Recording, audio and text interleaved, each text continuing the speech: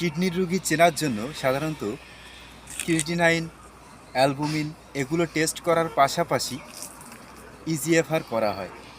তবে ক্রিয়েটিনাইন বেশি হইলেই যে একটা মানুষ কিডনির রোগী সবসময় এমন ধারণা করাটাও ঠিক নয়।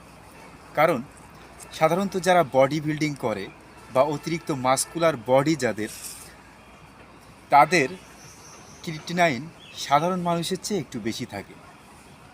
এছাড়া যারা ক্রিয়েটিন সাপ্লিমেন্ট খায়, স্টেরয়েড নেয়, তাদেরও সাধারণ মানুষের চেয়ে ক্রিয়েটিনাইন একটু বেশি থাকে। কিডনির রোগী চেনার সবচেয়ে সহজ উপায় হলো রোগীর পায়ের দিকে তাকাবেন। পায়ের দিকে তাকানোর পরে যদি দেখেন যে পায়ে অতিরিক্ত তরল জমা হয়ে পা একটু ফোলা ফোলা ভাব আছে, তাহলে ধরে নেবেন সে কিডনির রোগী। কারণ তার কিডনি ভালোভাবে কাজ করছে না বিধায় তার শরীরের যে অতিরিক্ত তরল এবং টক্সিন সেগুলো আর বের হইতে পারছে না।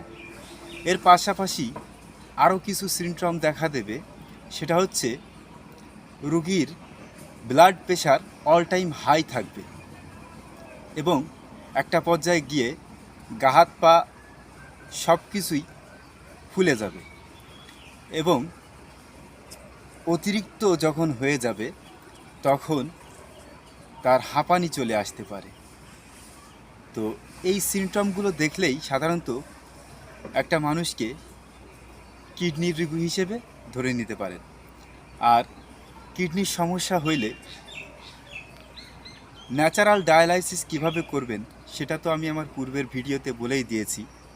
তো ন্যাচারাল ডায়ালাইসিসের পাশাপাশি আর একটা কাজ করতে পারেন, সেটা হচ্ছে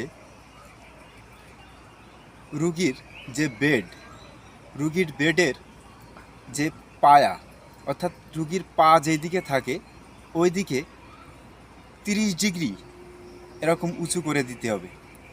30 ডিগ্রি যদি উঁচু করে দেওয়া হয় তাহলে গ্র্যাভিটির কারণে তার পায়ের দিকে যে তরলটা জমা হয়েছে বা পেটের দিকে যে তরলটা জমা হয়েছে সেটার একটা ভারসাম্য তৈরি হবে।